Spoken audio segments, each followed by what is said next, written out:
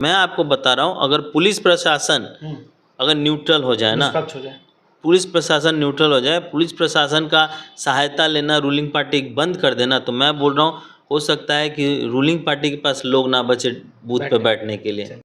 पवन भैया, राजनीति से इधर एक सवाल लेना चाहेंगे। ऐसा बातें चर्चा में है कि भाटपाड़ा के विधायक ऑफिस में नहीं है, 3-4 दिन से फ़ोन स्विच ऑफ करके रखे हुए हैं, पता नहीं कहाँ चले गए हैं, तो क्या जवाब देंगे?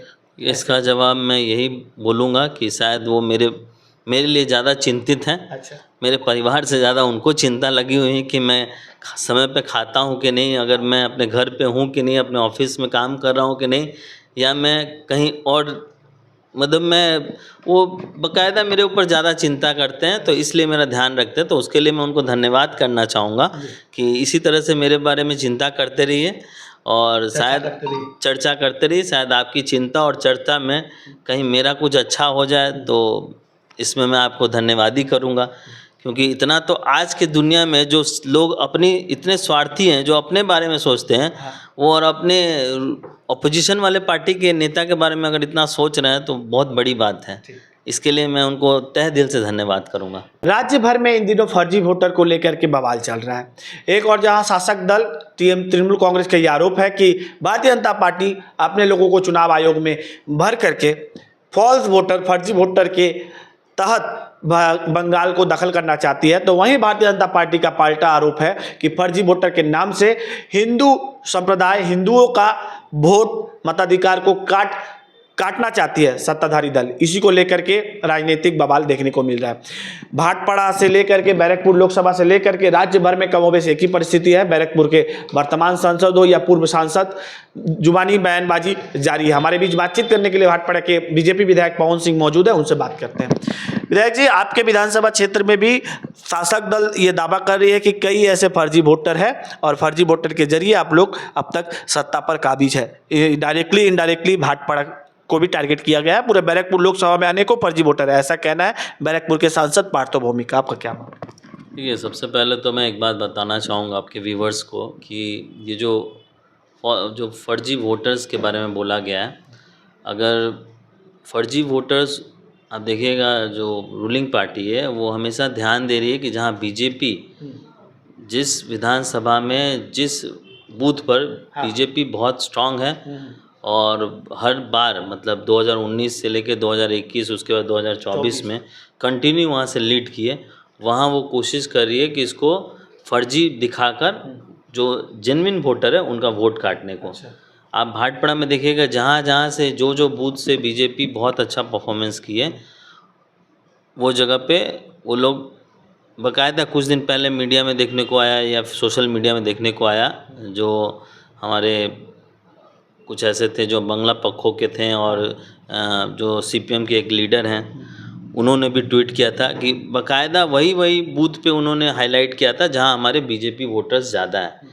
वो उन बूथों पे बिल्कुल हाईलाइट नहीं की थी जहां हमारे माइनॉरिटी भाई लोग जहां रहते हैं, मुसलमान वोटर, हाँ, जहां उन लोग ज़्यादा है या वहाँ किसी तरह की अगर फर्जी वोटर्स हैं वहाँ उन्होंने हाईलाइट नहीं किया था। मतलब स्पेशली टारगेट किया गया बीजेपी जहाँ अच्छा परफॉर्मेंस किए या अच्छा वहाँ बीजेपी के सपोर्टर्स हैं, वोटर्स हैं, उसको कैसे भी करके उसको मिनिमाइज़ करना, उसको कम करना उस वोटर को, और कैसे भी करके जेन्युइन वोटर का उनका वोट काटने का कोशिश में वो लोग लगी हुई हैं।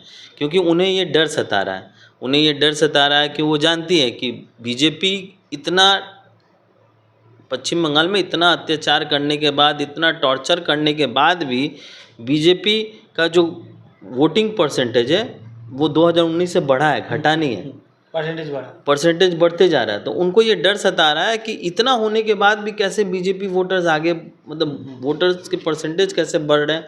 तो इसीलिए वो चाह रहे हैं कि वोटर्स का संख्या घटाने को। और एक तरफ बीजेपी भी कोशिश में लगी हुई कि जितने भी फर्जी वोटर्स हैं, स्पेशली जो बांग्लादेश से आए हुए हैं, रोहिंग्या, और जो फेक वोट बना, मतलब एक आदमी का आप देखिएगा 3 नाम है, 3 जगह नाम है, मतलब इस विधानसभा में भी है, उस विधानसभा में, मतलब हर तरह से हर जगह पे नाम है। तो बीजेपी भी इसमें लगी हुई है। तो वो चाह रहे हैं कि अगर बीजेपी हमारी बहुत हद तक अगर माइनस करती है, क्योंकि बीजेपी तो जेन्युइन चीज़ों पे जा रही है, और जेन्युइन जब लड़ाई होगी तो वहाँ तो ऑब्वियस है कि आपकी जीत होगी। फर्जी वोट हिंदू का हो या मुसलमान का हो, जो भी कम्युनिटी का हो, फर्जी वोट तो फर्जी वोट है। तो क्या मत है कि फर्जी वोट खत्म होना चाहिए? बिल्कुल, देखिए मेरे हिसाब से जो जेन्युइन वोटर्स हैं उनको वोट देने का पूरा अथॉरिटी है और उनको वोट देना भी चाहिए। बहुत ऐसे लोग हैं जो वोटर्स हैं लेकिन इलेक्शन के दिन में वोट देने भी नहीं जाते। बोलते हैं क्या ज़रूरत है वोट देने का, हम क्या वोट देंगे तो वो नहीं जीतेंगे। बात वो नहीं है कि आप वोट देंगे तो जीतेंगे, नहीं जीतेंगे। वोटिंग आपकी, वोट करना आपका राइट है। जी। ये आपको हमारे अधिकार मतलब देश के अधिकार मिली है कि आपको वोट करना और एक चुनाव करना है। आप उसमें एक ऑप्शन और भी है, नोटा। आप अगर किसी को पसंद नहीं करते तो नोटा में डाल दीजिए, लेकिन वोट कीजिए।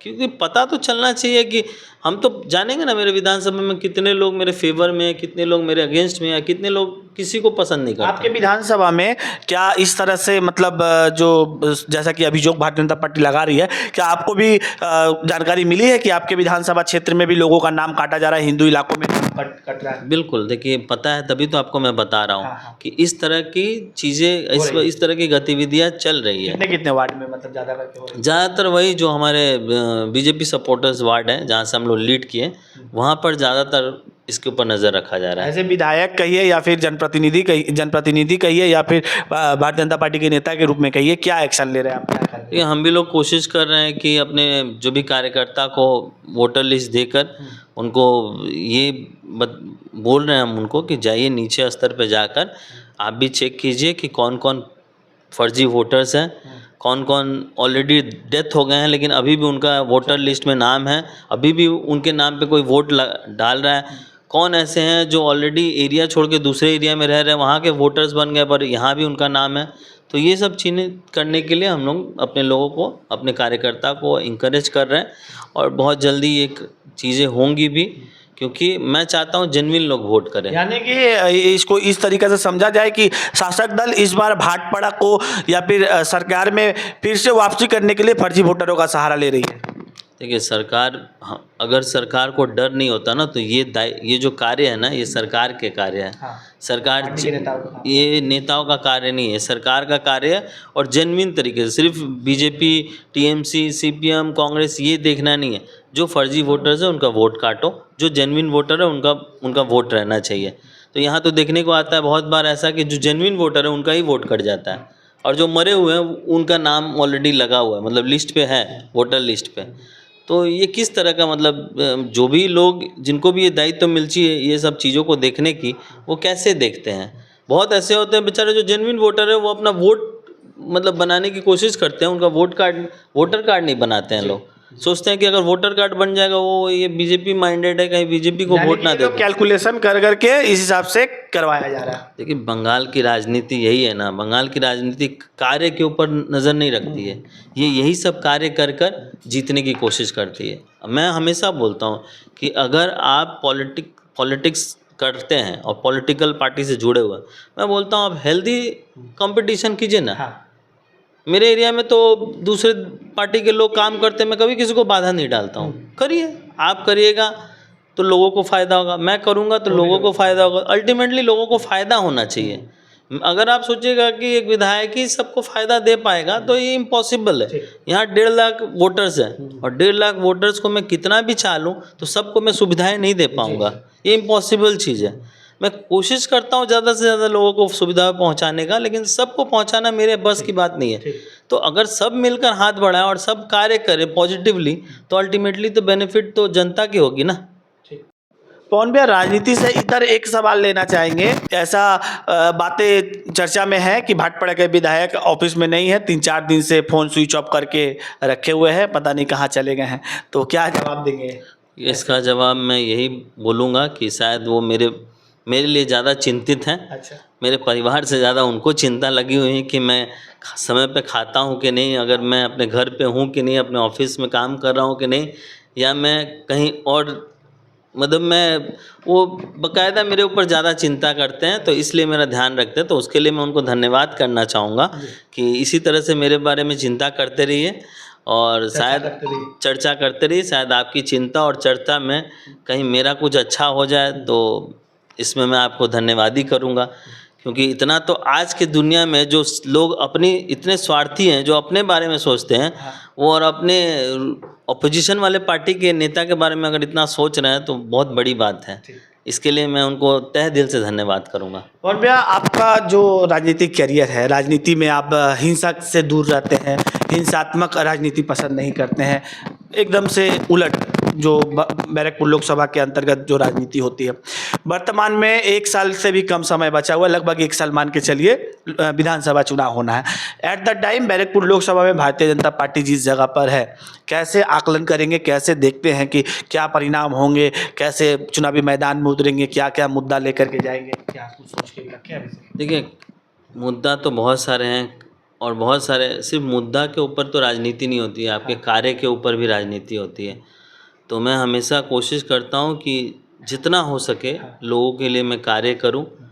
हो सकता है मेरा कार्य मैं आपको दिखा नहीं पाता हूँ या दिखाना नहीं चाहता हूँ, क्योंकि बहुत ऐसा कार्य है कि मैं अगर आज करूँगा तो देखिएगा दूसरे तीसरे दिन उसको रोकने की कोशिश की जाएगी, उसमें बाधा डालने की कोशिश की जाएगी। तो इसीलिए, और अल्टीमेटली पब्लिक को तो रिजल्ट से मतलब है। पब्लिक ये नहीं जानता है कि आप उस कार्य को कितनी मुश्किल से कर पा रहे हैं और या आपको करने नहीं दिया जा रहा है।